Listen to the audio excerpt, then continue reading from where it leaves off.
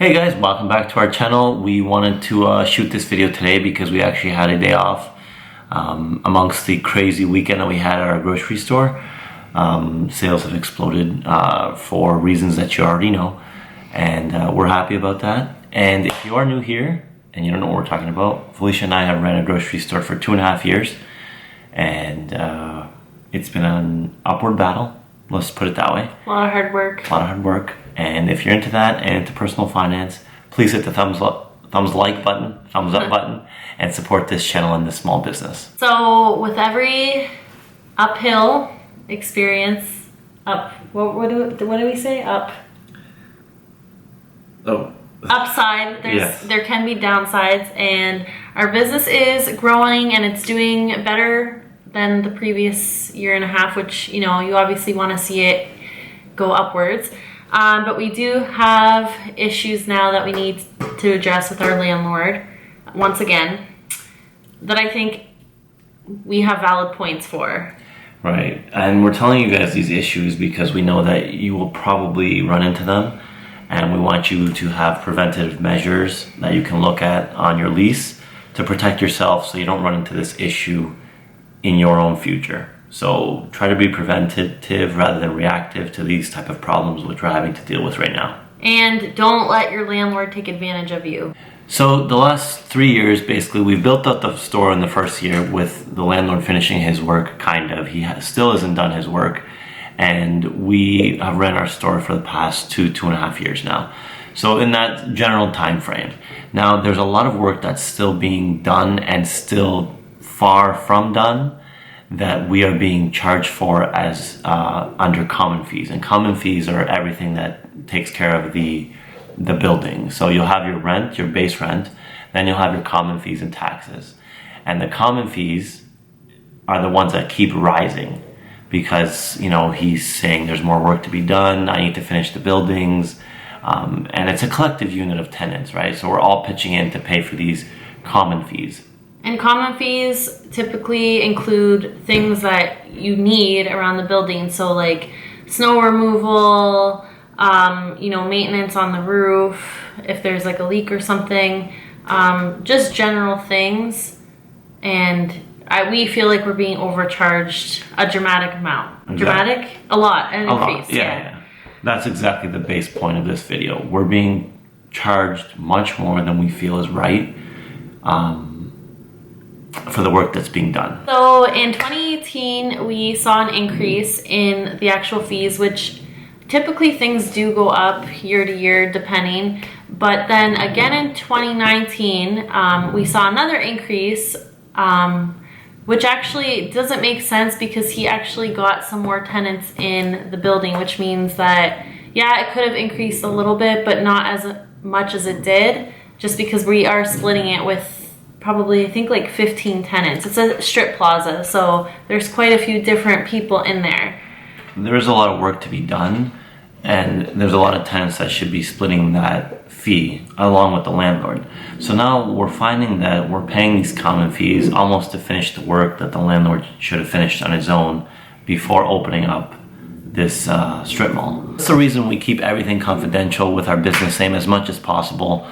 We don't really share names of people or property management names, or, you know, sometimes even our own names or the exact city our store's in. Eventually we will share it. We'll make a video fully advertising our store to our channel and all that.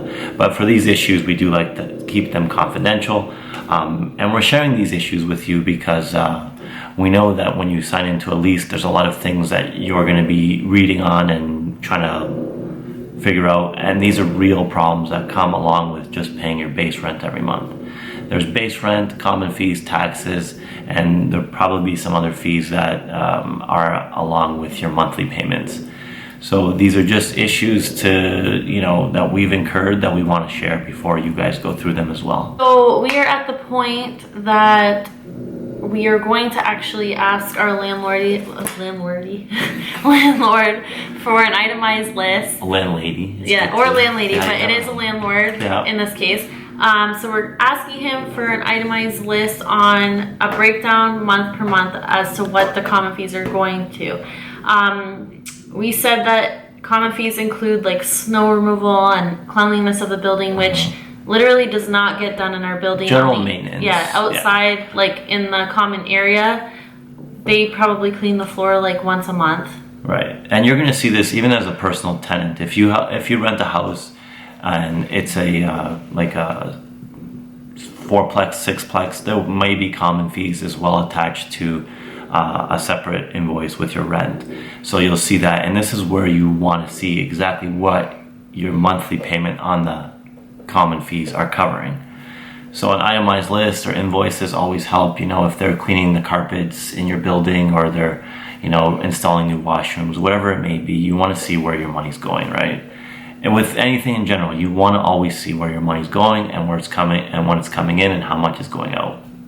Is that confusing? No, it's not confusing, and it also makes me wonder where the money is going, because they increased so much over the last 2 years, which you expect an increase, but he's had more tenants sign leases too. So it's like, why does it keep going up so much when there's more tenants to split it with? Yes. It just doesn't make sense. Your common fees will be split by the amount of tenants in the area as well.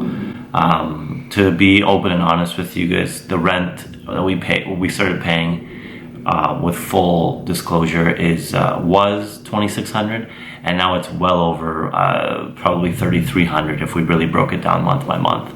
So you can see the increase there, and it's only going up from there. You can see the increase there is quite a lot for a small business, especially when you're just getting started. You have so many things you have to purchase to make money, and there's just so many fees that you never thought you would incur outside of your rent that really break your profits down bit by bit. With everything increasing, you do sometimes start to feel like you're working for the landlord and not for yourself. And that's where it comes into play, where you have to really watch your spending and where your money is actually going, just because you don't want to overspend and you don't want to be overcharged for things that you're not getting. At the bottom line, everything in life is negotiable. If you see a price when you're in business and it's for something for you to buy, it's negotiable. You get a quote to fix something, that's negotiable. Don't just pay just because you see a quote. People will flex on their bills as long as they know that you're good to pay the money. And if you need to pay in monthly installments, that's also a way to do it. So you keep your cash flow, doing in the positive, we'll say. For example, we had some blinds installed at the store. Yes, so our customers own a blind business. Of course, they always support us. We wanted to support them, and instead of dropping the $800 all at once, they actually split the payments up into payments for us, just so we didn't have to spend the full $800 right out front. Right. It's all about cash flow. You have so many people to pay, and you have so much money coming in. You want to balance out who's getting paid when, and that's the art of staying alive. You can't allocate 20 grand to inventory in one day. You want to sell some, buy some, sell some, buy some. Because you'll just end up going out of business unless you're like a big chain. Yeah, it's a little bit different. Unless money is no option for you, that's the way you really need to do it, and that's the way we learned after 2 years doing this, that it's really all about your daily sales and the cash flow that you maintain. So we did get in touch with our lawyer, and he's actually the one that suggested that we get an itemized list. I know he had mentioned that eventually he will do his own walkthrough of the plaza and the building that we're in, just so that we has an idea on how much is being charged for what and how long this work is actually taking, because labor is one of the biggest expenses when you're doing maintenance work or repairs or anything. And when you only have one person doing every job on the strip mall, of course it's going to take longer and cost a lot more. Yeah. So that's where our main argument is, that there's not enough people and everything is taking so long to finish. It's actually affecting our business because we don't have, I can show you a clip of this, but we don't have full access to our store from another entrance. So our customers can only come in from one side rather than coming in from an open strip mall that was supposed to be done when we first opened our store. And that was promised to us too, which was another reason why we put a side door, which I'm sure you've seen in our videos, which actually cost us about $3,000. Yeah. So that's like another issue too. Yeah, it's basically just a useless door now because no one can enter from it because the strip mall isn't finished. So I know it's kind of hard to picture, but that's basically all of our videos. We use these doors, and you'll see them if you scroll through our channel. Especially like delivery videos that I've showed, like pallets and stuff. I know I've opened it, and Right. You've seen it. So the main thing with this video is, just be aware of everything in your lease. Have a lawyer review it. We obviously did, but there's always things that come up. There's always going to be things that you need to take care of, and you want to take care of them and protect yourself as much as possible. I'm just looking at our list here because I think we covered everything. So take this as an education piece. We're not lawyers by any means. This is not legal advice, but it is a real life experience that you can learn from and hopefully avoid in your future. Personal tenant, business tenant, it doesn't really matter. You really watch your common fees and how much they increase, because I know rent can only increase, I think it's 2% a year for in Ontario anyways. For personal tenants. Commercial tenants usually is the market rate, but your CAM fees, they can be adjusted as the landlord sees fit. So you want to protect yourself in this situation and avoid what we're going through now. So I think that's it then. Yeah, we'll obviously keep you updated because our landlord is very slow on getting back to us, but our lawyer is very quick. So if we don't hear from him, we'll just go to our lawyer and he'll kind of put a fire under his butt, and he'll go from a